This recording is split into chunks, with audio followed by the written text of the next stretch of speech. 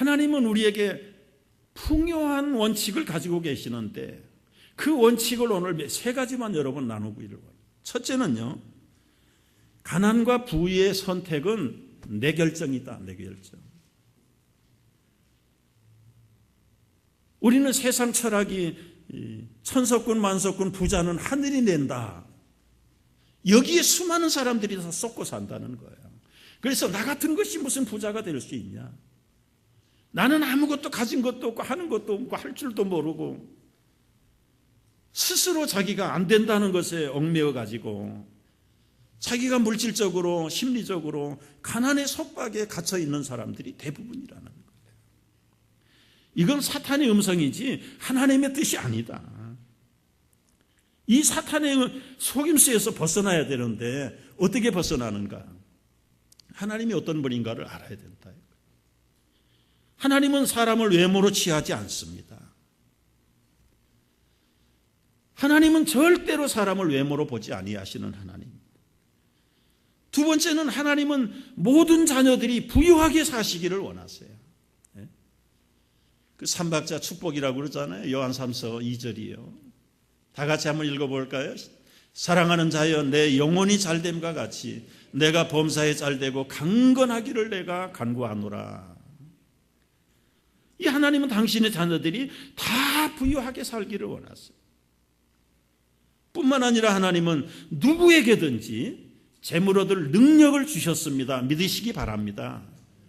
건강 주셨지요. 무엇이라도 할 수 있는 능력을 사람마다 다 주셨는데 그 능력을 우리는 묻어버리고 사장시키고 못한다고 스스로 매장시키는 데서 가난하게 될 뿐이라는 것이죠.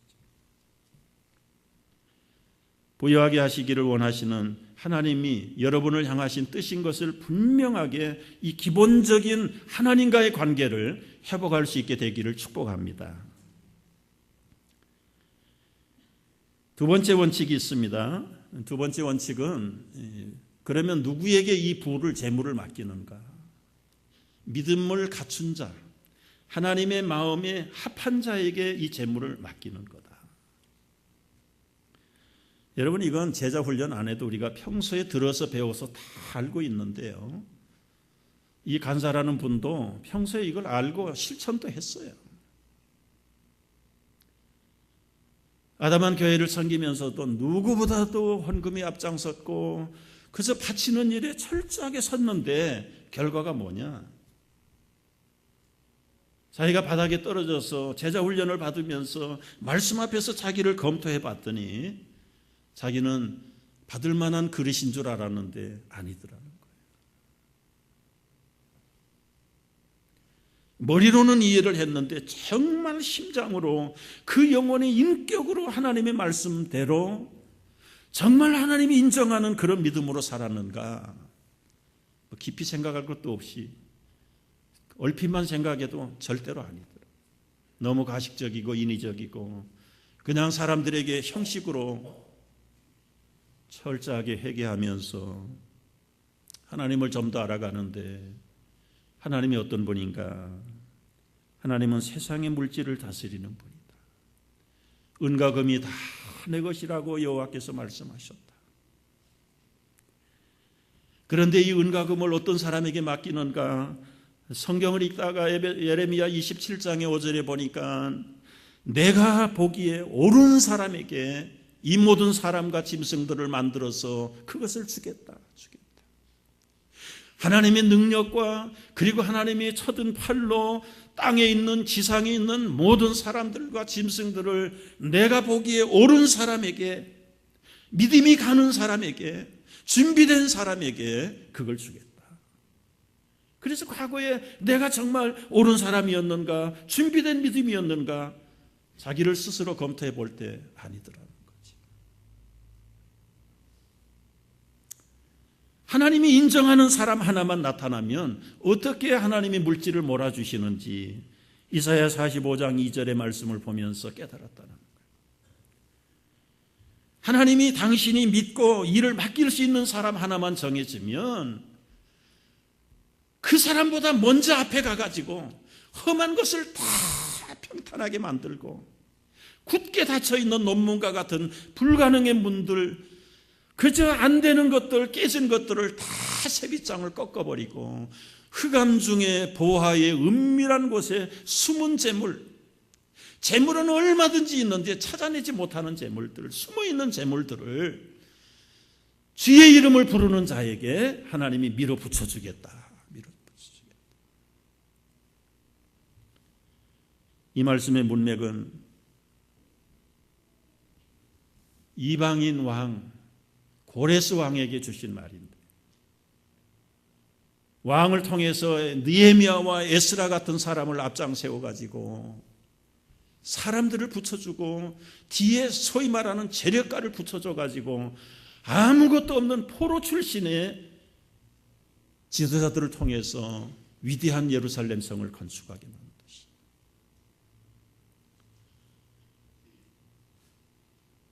그래서 이 재물 관리를 연구하는 사람들은 사람을 네 종류로 나누는데요. 거룩하게 믿음으로 부자된 성부가 있고요. 거룩하지만 물질이 없는 성빈한 사람이 있고, 속부가 있고 속빈이 있다는 거예요.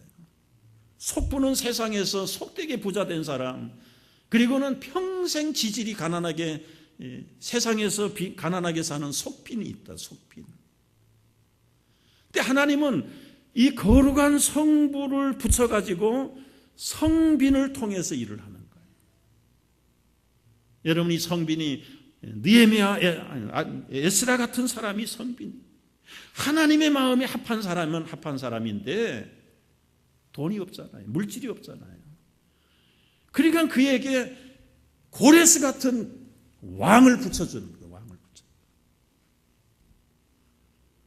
여러분, 이게 하나님 나라에 하시는 하나님의 법칙이에요. 선교사, 때로는 목회자들, 전도자들을 통해서 여러분, 그들은 아무것도 가진 게 없어요. 그런데도 불구하고 하나님이 그들을 마음에 합한 자라고 인정하면 멀리 있든 가까이 있든 어떤 사람을 붙여서라도 하나님의 뜻을 기어코 이루시고 성취하시는 하나님이신 줄 믿으시기 바랍니다. 이런 강의를 할 때 꼭 덧붙이는 얘기가 있더라고요. 나는 성부가 돼야 되겠다. 아멘 하시기를 바랍니다. 그 순간의 결단이 자기 운명을 바꿔놓는데 자기가 그런 사람이었다는 거예요. 내가 어떻게 하나님의 거룩한 부자, 어떻게 거룩한 성부가 될 수 있을까? 재정 강의를 통해서 배운 것 나누는데요. 마음에 합한 사람, 하나님이 옳다고 인정한 사람, 쉬운 말로 믿음으로 준비된 사람, 도대체 믿음으로 준비된 사람이 어떤 사람이 믿음이 준비된 사람이냐? 네 가지. 여러분 적어야 돼요. 적어야 돼요. 첫째는 하나님의 음성을 듣는 사람. 하나님을 철저하게 순종하고, 세 번째는 철저하게 신뢰하는 사람, 그리고는 하나님께 인정받고 이탁받는 삶이 되어야 되는 거예요. 여러분이 하나님의 음성을 듣는 법은 우리 모두에게 다 필요합니다. 신비한 방법이 아니에요. 하나님의 음성이 무슨 신비한 방법으로 들리는 건 아니죠. 하여튼 다양하게 들려요. 다양하게 들리는데 이건 우리 모든 그리스도인들이 하나님의 음성을 듣는 훈련을 해야 돼요. 어떤 사람이 하나님의 음성을 듣는가? 말씀을 많이 읽는 사람, 말씀을 많이 묵상하는 사람, 기도를 많이 하면 우리 속에 순수하지 못한 것들이 자꾸 나가요. 자꾸 나가요. 마음이 청결하면 하나님을 볼 것이다 그랬어요. 부정직하고 더럽고 욕심으로 육체의 정욕으로 가득 찬 사람은 하나님의 음성이 들리지 않아요. 아무리 마이크를 대고 얘기해도 안 들려요. 못 들어요. 그래서 이 제자 훈련하면서 이 하나님의 음성을 듣는 법을 훈련을 하는데 마치 기드온도 이런 훈련을 거쳤어요. 겁이 많고 자기를 사사로 쓰겠다고 하시니까 절대로 그런 일 없습니다. 그래도 하나님이 놓치지 않고 계속해서 내가 너를 사사로 쓰겠다 음성을 말하니까 하나님 정말 나를 사사로 당신이 부르셨는지 내가 시험해 보겠습니다. 양털 한 뭉치를 가지고 나와가지고 하나님의 음성이 진짜라면 오늘 밤에 이 양털에 이슬 내리고 땅에는 보송보송하게 해주세요. 그 다음날 갔더니 물을 짤 만큼 양털에만 이슬이 가득하고 땅이 말랐어요. 하루 가지고 다. 그 다음날 또 시험합니다. 반대로 해주세요. 그 다음날은 양털만 뽀송뽀송하고 온 땅이 이슬이 한 거니. 부족하고 용기가 없고 믿음이 없는 기드온이지만 거기서 손을 들고 이게 하나님의 음성이다. 그리고 사사로 쓰임을 받는 사람입니다. 여러분 우리가 하나님의 사람이 되기를 바란다면 하나님의 음성을 듣는 훈련이 필요해요. 그래서 말씀을 묵상하고 정말 나를 비워내면서 철저하게 하나님의 영이 말씀이 나를 지배하도록 그렇게 하시는 사람에게는 하나님의 음성이 들리는 하나님의 음성을 듣는 여러분 되시기를 바랍니다. 하나님의 음성이 들리면 그 들리는 음성의 두 번째는 순종을 해야 돼요. 순종. 여러분 나를 가장 잘 아는 사람은 나를 만드신 하나님이 나보다 더 잘 알아요. 여러분 우리는 눈 밑에 붙어있는 얼굴도 못 보고 코도 못 보는 사람들입니다. 하나님은 우리의 속속들이 뼛속까지 영혼 밑바닥까지 다 알고 계시는 분이세요. 내가 뭘 잘하는지 뭐가 약한지 뭐가 단점인지 뭐가 장점인지 재능이 뭔지 은사가 뭔지 취미가 뭔지 다 알고 계시는 그분인데 그분의 음성을 들으면 철저하게 순종을 해야 되는데 이 순종에는 엄청난 포기가 필요하지요. 포기가 필요해요. 생명의 본능마저도 포기하고 순종을 해야 돼요. 이 김간사라는 분은 그런 간증을 했어요. 너무너무 배가 고픈 거예요. 돈이 없으니까. 그야말로 굶는 것을 먹다시피 하면서 한 지붕 밑에서 건너방에 사는 또 선교사 가정이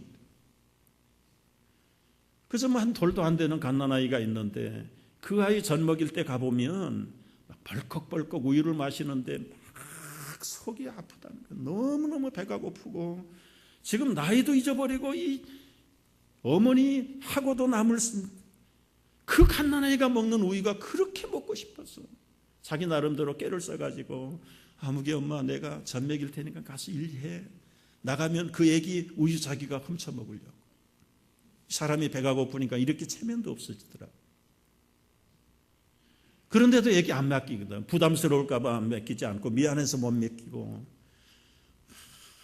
그 우유 하나가 얼마나 먹고 싶은지 배가 너무너무 고픈. 그런데 며칠 있다가 그 가난한 선교사 집에도 돈이 다 떨어지고 그 애기 우유 살 돈이 없어. 이제 애기가 배를 곪고 있는 거예요. 초등학교 저학년인 아들이 기도를 하는데 하나님 건너방에 사는 그 아이 배고프지 않도록 우유 주세요. 우유 주세요. 지도 지금 배가 고파가지고는 힘도 없는데 그걸 보면서 이제 온 가족들이 양쪽 가족들이 그냥 당장의 어린아이 우유 달라고 하나님께 매달려 기도를 하는데 우유는 없고 돈도 없고 뭐 있는 쌀 없는 쌀 긁어가지고 물을 넣어가지고 그걸 물을 만들어가지고 애기에게 먹이면서 며칠을 지나는데 기도하다가 새벽에 나가보니까 옆집하고 자기 집 중간에 우유병 하나가 놓여 있더래요. 아 이게 할머니네 우유구나. 건너집에 우유인 줄 알고 아휴 그냥 들어왔는데 기도하면 우유병이 왔다 갔다 왔다. 그거 자기도 훔쳐먹고 싶고 애기도 먹이고 싶은데 이건 분명히 남의 거 훔치면 하나님 기뻐하지 않을 거고 하루를 견디고 이틀을 견디는데 더 이상 견딜 수가 없어서 훔쳤대요. 그리고는 애기한테 갖다 먹인 거예요. 자기 먹고 싶지만 애기한테 갖다 먹인 거예요. 한 3일을 갖다가 먹였는데 기도할 때마다 양심이 갇히게 되고 괴로운 거예요. 할머니 집을 찾아갔답니다. 할머니 내가 하나님한테 이실 짓고 하러 왔어요. 용서해 주세요. 내가 우유를 훔쳐간 사람입니다.